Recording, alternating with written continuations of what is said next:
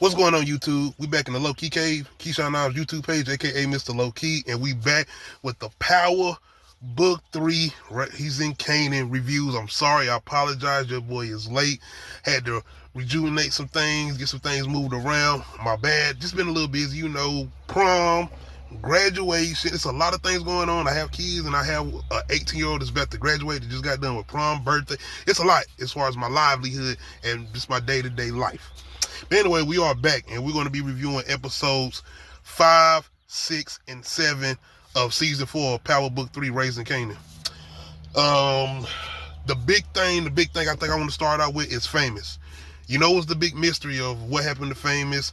I had my predictions. One of my last predictions that he was dead. I actually thought he was actually still alive. That he was either somebody was hiding him out, or he possibly was in witness protection. But Famous is dead. Yes, Famous is dead. So now the thing is, who killed Famous? And we are getting Kane, it was very, very good emotional scene too, watching Kanan break down. And shout out once again to 50 Cent in the narration, man. But watching the transformation, now really seeing this transformation with not only Kanan but with Jukebox too. It's something with Jukebox and the way she's starting to transition into, the Jukebox that we know from the original Power. And it's just something that I feel like still, that's it. That's what made her, as far as her shooting the dude that was trying, they was fighting with her pops, or it was the army situation. Is this something that happened in the army that we missed that we might go back to? I'm just saying, I feel like it's certain events that has happened to her, like the whole thing with her mama trying to get the gayness out of her with the church thing, or even her going through the domestic thing with Marvin. I feel like it's just been layers to things that I feel like could have even been a lot worse than leading up to this. Give or take, she killed somebody, so I mean, how much worse can it be?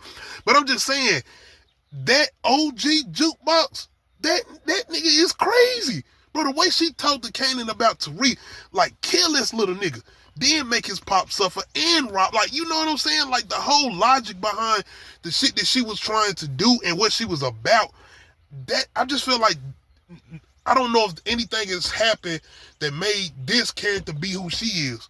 Once again, y'all can let me know if I'm wrong, but I just feel like that push hasn't necessarily happened yet, outside of her not being able to get to the music group. That could have been an extra thing, the army, and even everything that's happening around her with her family. But I don't know. Y'all let me know, man. Maybe I could be wrong, but Jukebox Kanan, they're out here on revenge, they're on the terror. And we're getting information that at first it was supposed to be Freddy's crew, but now supposedly it's the cops. So that is a big thing, because it could be possible that Famous got information on some dirty cops, leaded by the cop that we got now in the show, which is Garcia, who could be possibly trying to cover up his tracks, even with information that he gave to his mother about Famous being tortured, brutalized, and all of this. So I'm like, damn. It's going to be interesting to see how this comes out, because in the midst of this, Kanan being on his investigation, trying to find out who did it, he's looking at his mom's. And his mom's and her connection with the cops and her paying them off, which can be very much possible. Because the episode was playing out. It's very much like Marvin and possibly Rock did something to Famous. Of course, with him and thing with the cops. And we all know that he didn't snitch or anything. But it's definitely going to be interesting to see how this plays out. I don't think Marvin had nothing to do with it. Lulu definitely. But the Rock is different. So he definitely possibly could have had something to do with it. I still think it's a possibility that he could have found out about the cops. I even thought maybe Ronnie had got to him before they got him. Maybe. I don't know. But it's definitely going to be interesting to see how this pans out, and the who done it. Once again, the connections of who possibly had something to do with Famous death outside of the cops. I'm pretty sure it was the cops, but who paid them? We even get things with possibly Snap and Pop having something to do with it, because of what they got going on with Kanan, and saying that Famous could be an obstacle, or he could have been a problem, and you got business with us, and you connected with us, and our name could come up in there. So we'll have to see, man. Kanan's grandmother, man, she's wanting to go, and she's asked Marvin, Lou, and both of them have said no.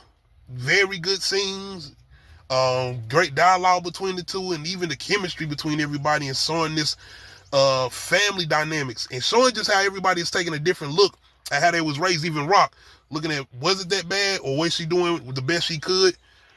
And even getting down to the whole thing with the mother asking Rock to do it, and Rock ends up doing it. So I'm wondering how is this going to play out with Kanan once he finds out about this, and the fact that he already think that Rock had something to do with Famous's death.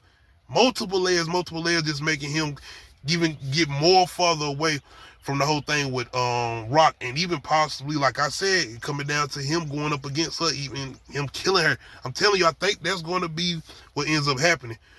Or him, I don't think he'll put her in jail. I don't think so. But Lulu, man, Lulu. Lulu out here trying to do his record thing, but he out here back on Demon Time kind of now because of the situation with Famous. But also this Be Realer nigga, man. I'm telling y'all, and who y'all don't come in the comments defending this nigga, Be Realer is trash, bro. Be Realer is trash, and he's stupid. Like, I don't want to hear nothing about it. And that music is bullshit, bro. Damn, Famous, why did you have to go on us like this? But yes, man, Be Realer shit, get it out of here, man. I don't want to hear no more excuses about Realer. I hope this nigga's about to go. I don't want to see him no more. If y'all say anything about this nigga being Breeze, I am done, bro. Stop it. Unique is more Breeze than this nigga. I go with Unique being Breeze. Please, Unique, if you wanted to, yeah, please do not. No, this Be Realer is not Breeze. I do not like this character, bro. No disrespect to Party Fanta, whoever the fuck the rapper is that playing him, but I do not like this character, bro. He is trash.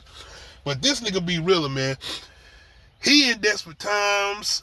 He trying to find a single. He needs some money, so he gonna try to rob the record owner, the guy that pretty much got him out of jail.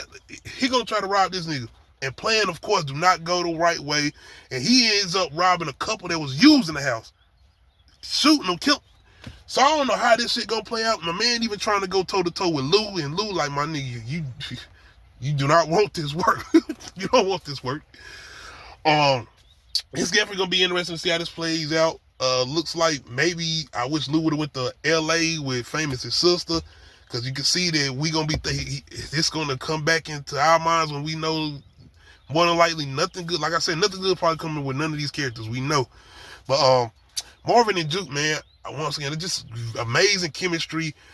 The way the dialogue between these two, and just Marvin really worrying about Juke and really would not want her to have the lifestyle that he's had. But I mean, Juke is about to be Juke now. And I think he's even coming to a point of realizing, like, yo, you know what, just protect yourself.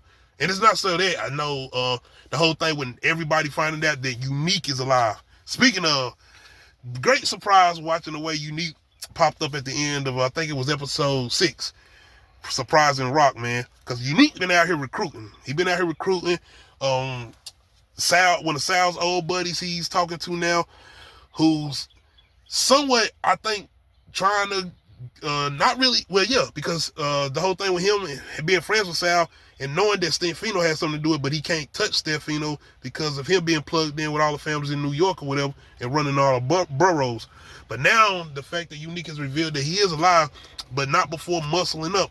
And once again, I think it was a big mistake for Unique to reveal that he was alive. He should have listened to his people. As far as Early, whoever his name is, I don't understand why he was so anxious, but like I said, he's not in the right mind state. Even his interactions with his baby moms that he got back with, like, that nigga blows up. And this is kind of the things I do want to see, because they've been saying this whole thing about him being different, him not being the same person, and you do see that personality and those characteristics in him now, and the way he approaching things, even the way he talking to Rock. But I think it's some emotion in that with the way he talking to Rock. Like, when he surprised her, you could tell that nigga hurt. Like, he liked Rock. He really did, and he kind of still hurt, too. At the same time, he's still going through that trauma of his brother trying to kill him. So, you can see those different characteristics coming out. He's not that cool, collected, smooth nigga that he was when we first was introduced to him throughout the first 3 seasons. He is kind of off the rails a little bit. And I think that's going to somewhat be to his, I don't know if his demise, but to his downfall, especially with Rock and how calculated she is. So I'm definitely going to be interested to see how this pans out, being that the way he's pretty much took down her business. He's coming into Queens now, taking over shit. And the fact that he got his plug back as far as who she was working with, as far as Quan. So now it's the whole thing with how Stefano is going to try to move, knowing that one of Sal's people is helping Unique. Outside of that, like I said, going back around to Kanan and just how he's looking at things with Rock, but not only that, this little nigga and his crew. Kanan, I like how that's showing how not simple Kanan, but you can see that he's not that. I mean, look how his girl be telling him like, nigga, you don't need to have your supply at the same spot you lay your head in. So it's just Kanan learning steps, and that's why I'm glad Jukebox coming in, because I think Jukebox going to figure out immediately that, well, he already figured it out now that, you know, the little short nigga that he been working with stole his money or whatever. He definitely was on some peachy shit from Snowfall.